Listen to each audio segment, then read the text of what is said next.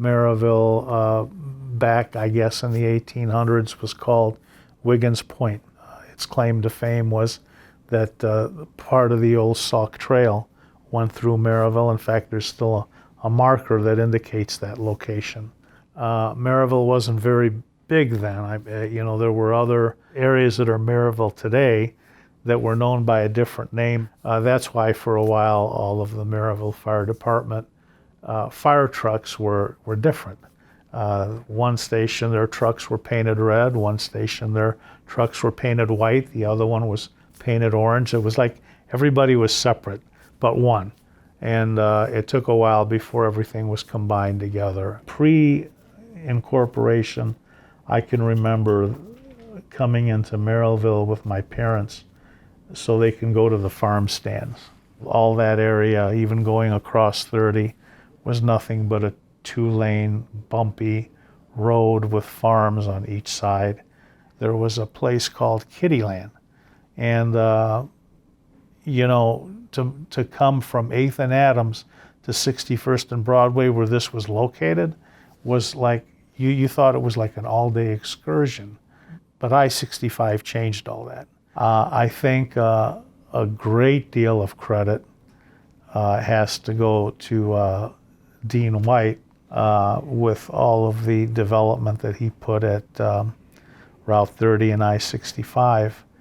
I think what he did there had a lot to do with spurring like the mall to decide to build where they were at. If Dean White had decided to locate his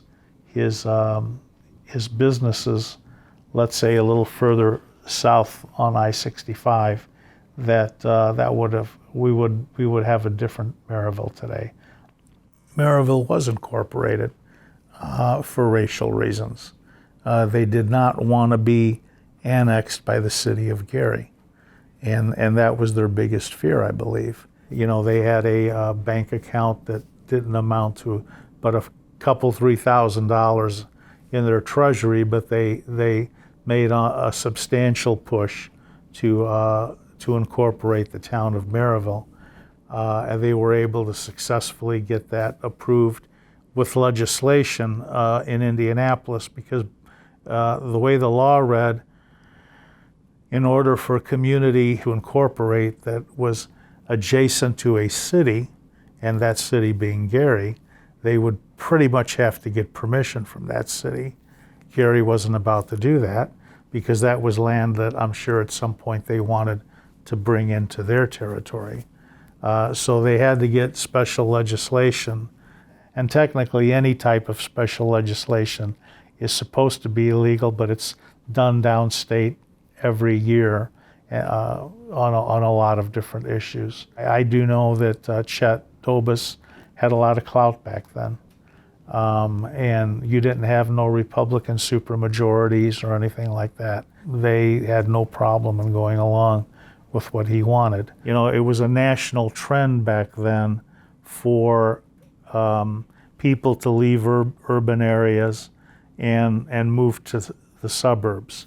And then, of course, you had some pretty good salesmen that were selling, these properties in Maryville at good rates and good prices, and people were just moving to the suburbs. I'll be honest with you, most of the subdivisions were white, but I do remember my family didn't move out of Gary until 1976, so we were kind of one of the last few families to move south.